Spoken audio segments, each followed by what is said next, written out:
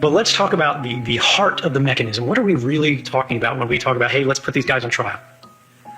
The problem with secrecy is the avoidance of consequence. It's the avoidance of accountability. And the trend that we see in the world today, not just in the United States, but also in Australia and many other countries, is the avoidance of accountability for the most powerful, most privileged members of society, right?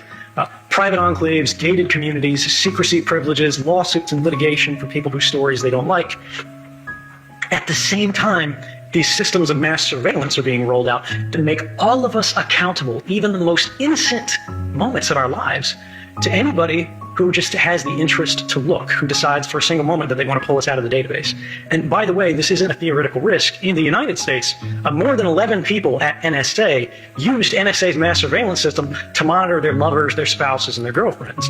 None of them was charged with the crime, despite the fact that this was a clear violation of law in the United States, because the government went, well, if we charge them, we have to put them in court.